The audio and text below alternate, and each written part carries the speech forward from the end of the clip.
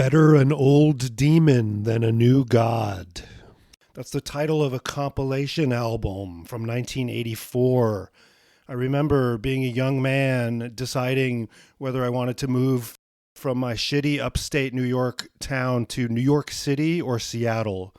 And I just thought, this is in the late 80s, well, Seattle, because New York, the whole scene there is just a bunch of fucking junkies.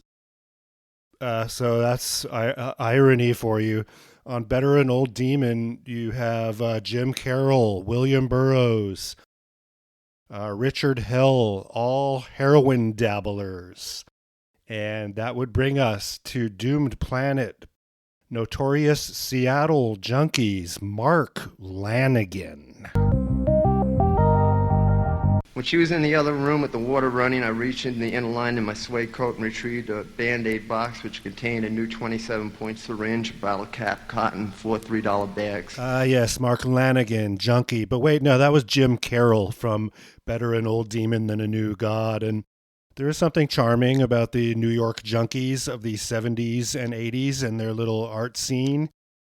Back when New York was still cool, of course.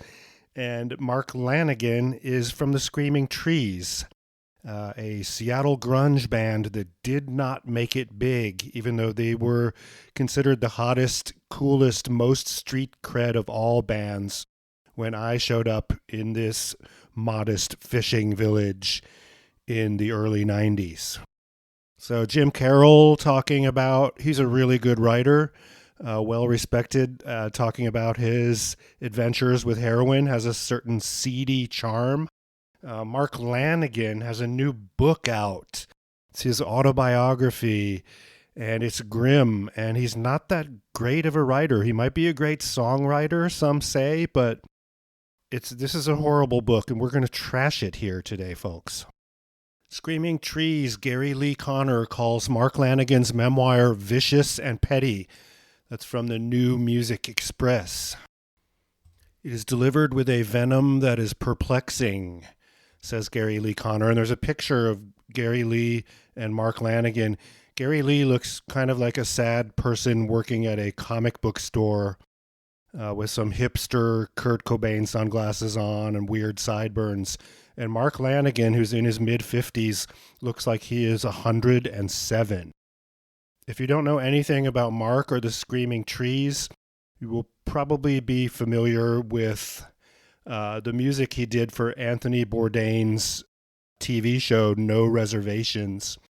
And Lanegan and Bourdain were friends.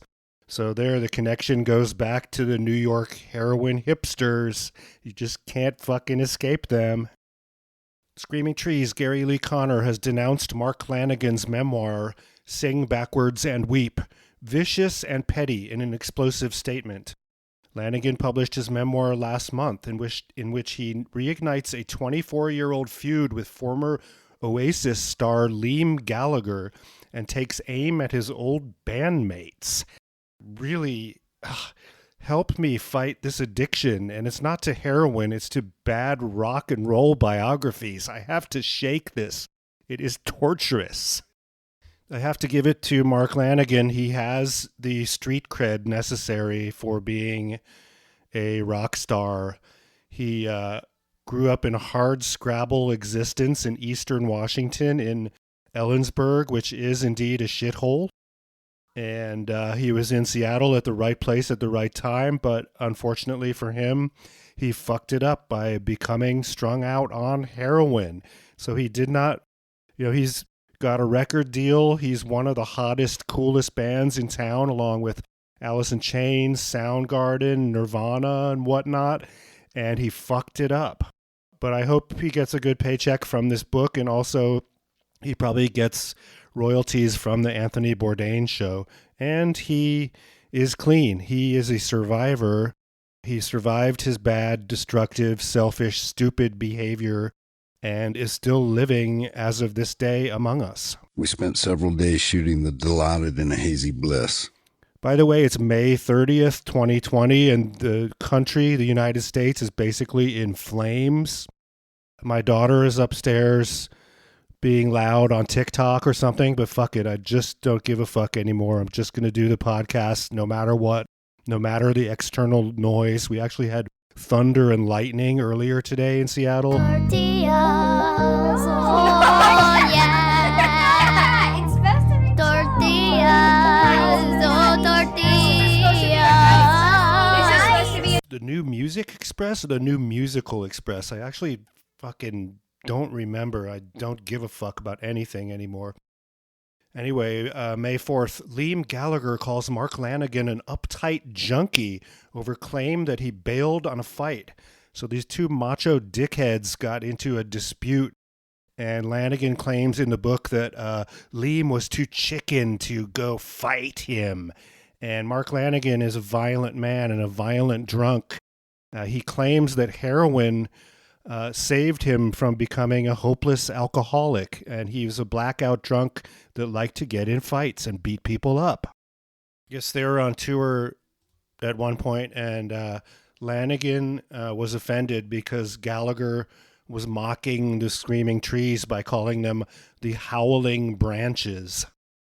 And Lanegan says that he retorted, "Fuck off, you stupid idiot." So again, these... I do not think there is one musician in the Seattle music scene of the grunge era that actually had an education beyond high school. I know Kim Thiel of Soundgarden did attend the University of Washington for a time, but there's a lack of nuance, and just there's a level of base meanness and level of stupidity in Lanegan, and it comes out in his book. I mean, he's trying to be this bard and this sage like Jim Carroll and whatnot, like the noble junkie, but it just does not come off well. Now, I do respect copyright and artists' rights. We use little snippets here and there using fair use. We're allowed to do that in the context of a review, but it was so easy to find. I didn't have to buy the Lanegan book. I just looked on YouTube for a audio version that was ripped from Audible, and we'll play a few tiny snippets of that, just so you can hear the pleasant sound of his voice. And he's really, he's been compared to Tom Waits and Leonard Cohen, and that's kind of what he's setting his sights at. But he's a lightweight. And that smoky voice, full of heroin and cigarettes, it's annoying. Drug and alcohol fueled frat party from start to finish. As with many of these rock star junkie autobiographies, the thrill is in reading about how Mark debases himself with drugs and bad behavior, and that's pretty much the book. Once he gets clean, he gets boring. Isn't that always the case? The Mark Lanegan Band released a video and song Night Flight to Kabul. And the video is of Mark marching around in the desert with a megaphone. And that seems to be every Screaming Trees and Mark Lanegan video is basically Mark out in the desert. And I get it. He's from the eastern Washington shithole town of Ellensburg, sort of in the desert in the middle of nowhere. So I get that. But again, it's so boring that I just want to smash my head against the desk. But I'm not going to do that because I don't want to hurt my keyboard or my inexpensive studio microphone. It was probably the most unpleasant thing I've ever done. Writing the memoir or dealing with the company or both? Just the memoir itself. Oh, okay. It was just like... It's brutal. Dude, I was not prepared for shit I hadn't thought about in 25 years, Right. I think reading this memoir is one of the most painful things I have ever had to do. So we're in the same boat, Mark. From thequietist.com. Hot on the heels of his autobiography, Mark Lanegan's new album lacks the interest of its author's own narrative. Straight Songs of Sorrow is an erratic and inconsistent album that struggles to maintain interest over the course of 15 songs spread over 60 minutes. I am falling asleep just reading that. From The Telegraph. Mark Lanegan interview. When I knew Kurt Cobain, I was the famous one. I'm really going to beg to differ there. You had to be an indie rock hipster to know who the Screaming Trees were or who Mark was. Oh, so many legends of grunge. Mark Lanegan remembers the day in 1988 when a member of Nirvana asked to join his band. Chris Novoselic here, the caller, told the lead singer of Screaming Trees, "Are you still looking for a bass player? I can't stand playing with Kurt Cobain anymore. I'm sick of everything always having to be his way." And then in the book, Mark says, well, no, he convinced Chris to stick with Nirvana, saying, you really got something going here. So lots of stories of decadent heroin abuse and debasement from The Guardian. In 1992, on a tour bus headed to Canada, the American singer Mark Lanegan felt a tightness in the crook of his arm. By the time he reached Quebec, his arm had swollen to twice its normal size. Already an alcoholic, Lanegan, known to friends as Old Scratch, the pseudonym for the devil, had developed a ferocious heroin habit and would regularly share needles.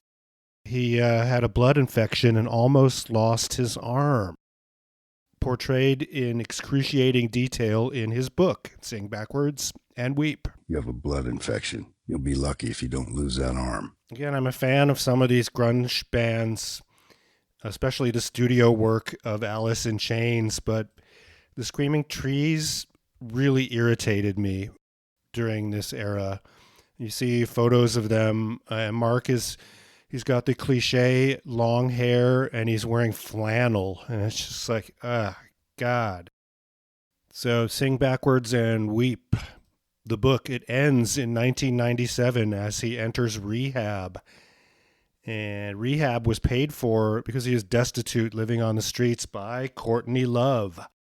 There's another story earlier in the book about how Kurt had been calling him in the days leading up to his suicide, and Lanegan didn't pick up the phone because he was his friend, but he was also a selfish junkie. And furthermore, he wanted to stay as far away from Courtney Love as is possible. And that should be something everyone should tell their children. Stay the fuck away from Courtney Love and people like her. You stay 10 million miles away.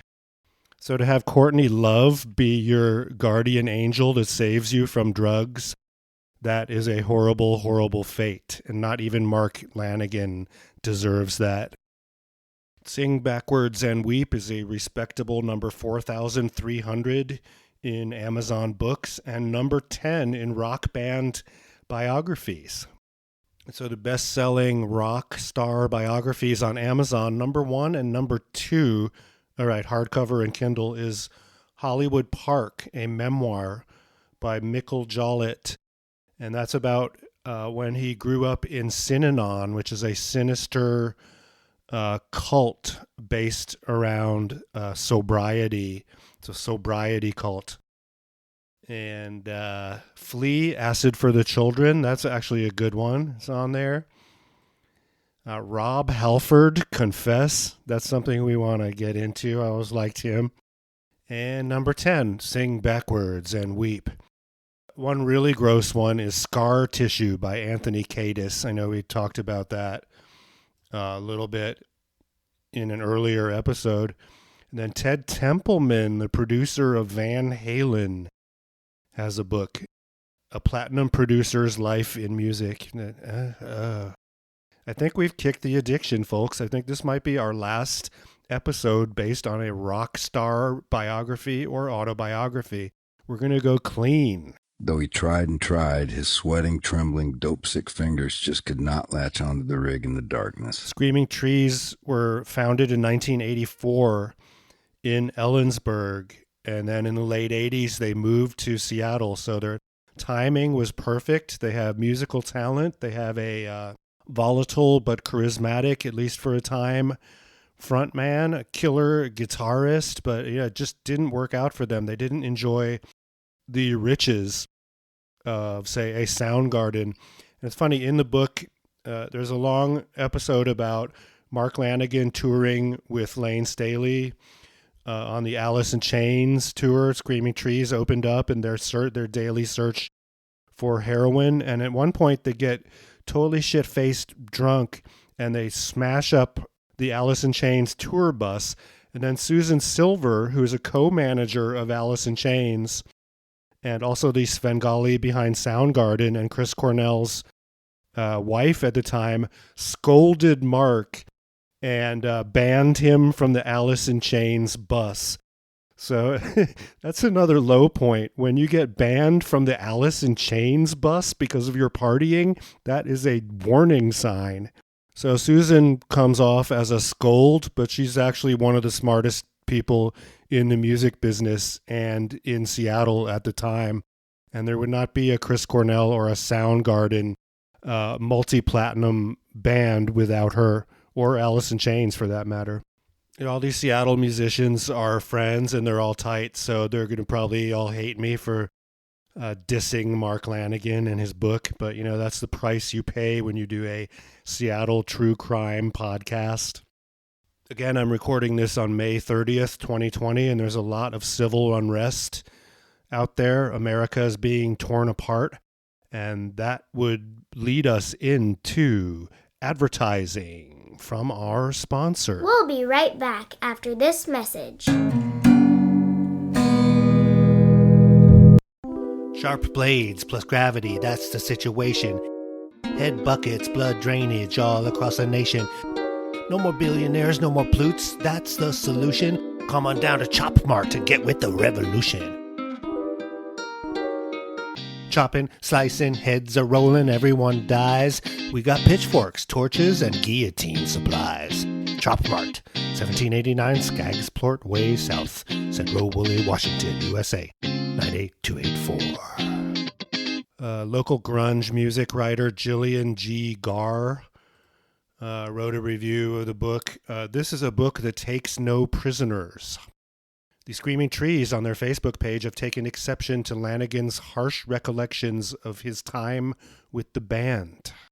Lanegan became particularly close to Kurt Cobain and Lane Staley, and his grief at their deaths is still palpable. So that is, and what is especially sad, says Garr, is that the bond between these three artists was not only due to their shared love of music, but to their shared love of doing drugs. That is a sad, sad shared love. The video for the Screaming Trees nearly lost you 5 million respectable YouTube hits.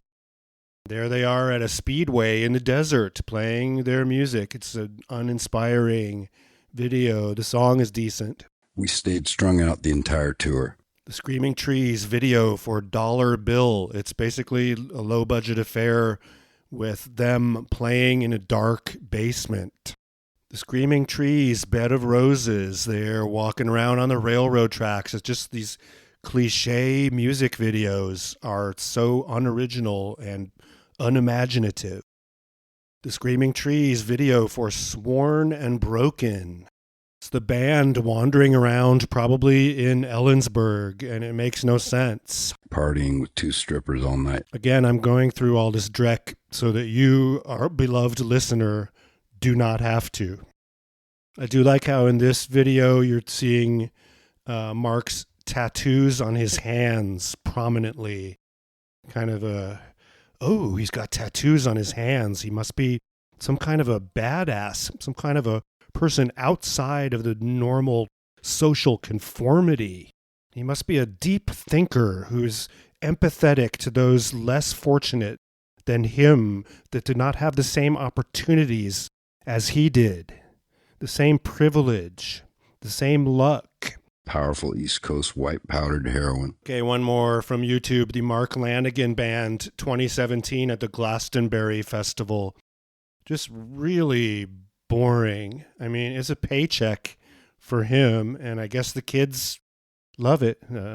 I don't know. At least he's getting paid. At least some artists are getting paid to perform. Those were the days, huh? If we go to marklanegan.com, there's a section for tour dates, and sadly it says there are no upcoming tour dates. And the internet killed the recording industry, the ability to sell records, and COVID has destroyed the ability of musicians to make a living by playing to large crowds. And that's not going to change anytime soon, sadly. Mark has a respectable Twitter following, and there's a picture there of him, and his teeth are capped with this metal stuff. I'm thinking that he lost all his teeth due to heroin abuse, and that maybe he just wears these gruesome metal dentures. But of course it's supposed to be a hipster affectation that sets him apart again as a rebel. Well, hit the streets then, fucker, because people are hitting the streets rebelling right now, and if you join them, I will be happy.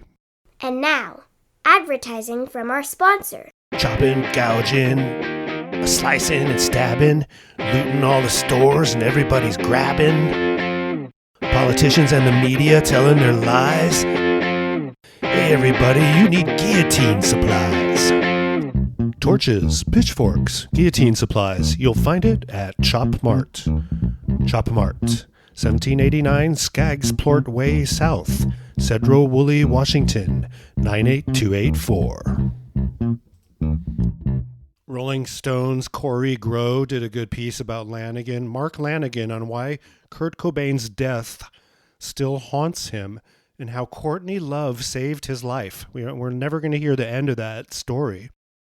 For a quarter of a century now, Mark Lanegan has been running away from his past. From the mid-'80s until 2000, he fronted Screaming Trees. He befriended Kurt Cobain and Lane Staley. He always had a deep, husky, world-weary voice and an unpredictable onstage presence that made him one of the most formidable frontmen to emerge from the Emerald City. He nursed addictions to heroin, crack, and sex, vices that led him into homelessness.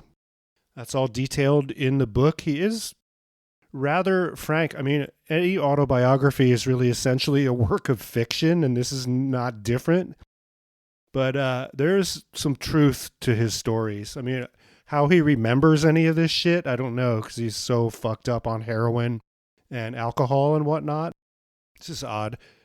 After Cobain died in 1994, Lanegan tried to separate himself from his origins, focusing more on his solo music and downplaying his place in the dynasty of grunge. You guys, Rolling Stone, have called me on the anniversary of this or that and asked for a quote, and I almost always pass, Lanegan says at one point during a nearly 2.5-hour interview.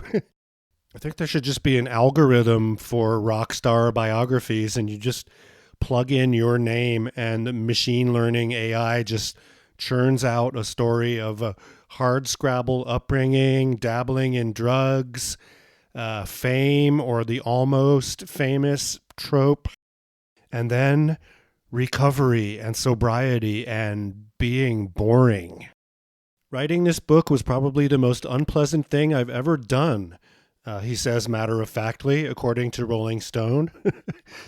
And again, it's unpleasantness all around. Hopefully this podcast will be entertaining at least.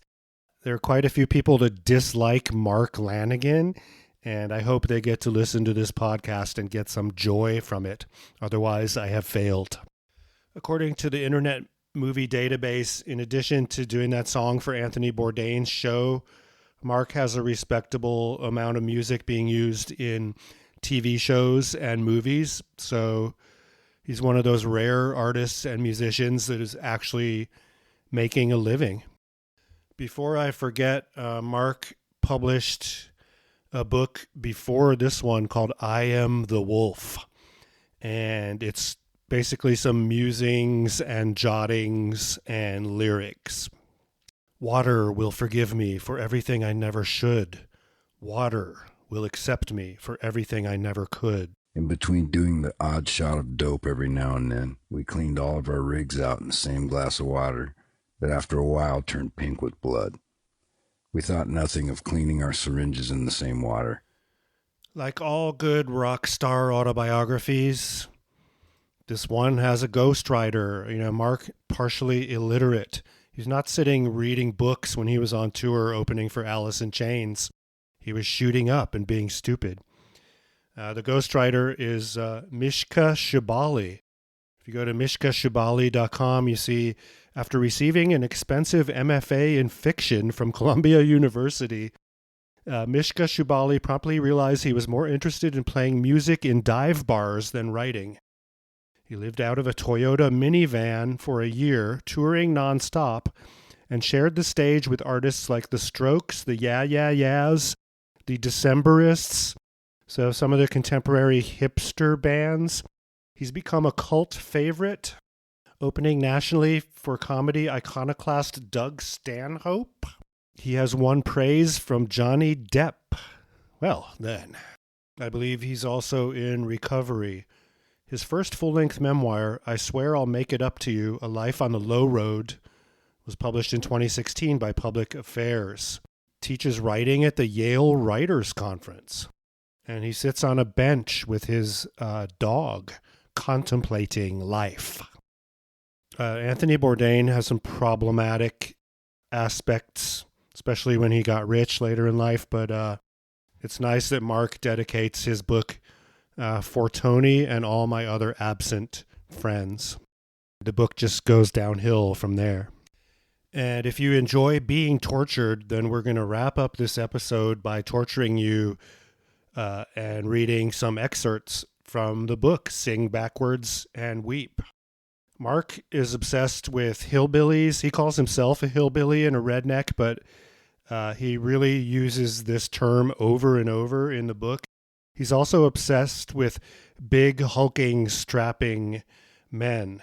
Like my 6'4" cross-dressing drug buddy, St. Louis Simon, and I had just scored a bag of dope. And again, in Ellensburg, he grew up with farmers, criminals, convicts, and hillbillies of the roughest sort. So he's got the poverty street cred. His family, quote, came straight out of the Appalachians to the deserts of eastern Washington and every trailer park in between. Names like Marshall and Floyd, my grandfathers, Ella and Emma, my grandmothers. And of course, his folks split up. He has an unhappy home life. That will always drive you to the rock and roll. Before my folks split up, she found a pot pipe in my room and insisted I see a psychologist. And the psychologist, according to Mark, said, I think your mom needs counseling. So fucked up family, just like Kurt Cobain, family of shitheads. Not his sister, but his parents and step-parents and whatnot. Every boomer rock biography is going to have something about how Elvis and the Beatles inspired the person to pick up a guitar. But Mark is from the punk rock era.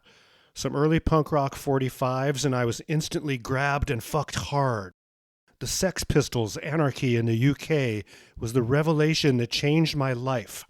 Instantly and forever, I was mesmerized by this aggressive and snarling...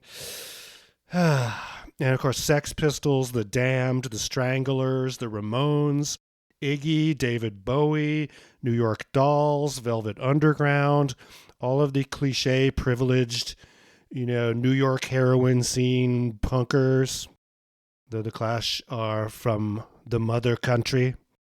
Mark's treatment of women is barely or his relationships with women are kind of not mentioned in the book. We can imagine that they're not good. There's also hints of racism.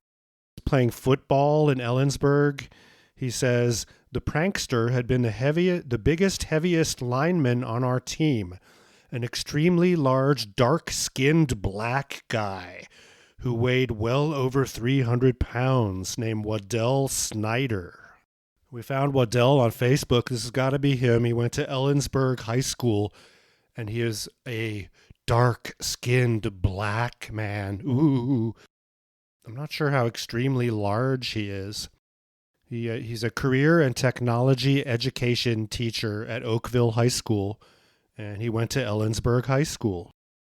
He's currently living in Olympia, Washington. I wonder if he knows that he's mentioned in this book. Lane, Hicks, and I used that same syringe often enough that it became so dull we took to sharpening it on the rough part of a matchbox before every use. Hints of violence to come. When he's a kid, he's driving drunk with his buddy, and they have a wreck, and his buddy's thumb is torn off.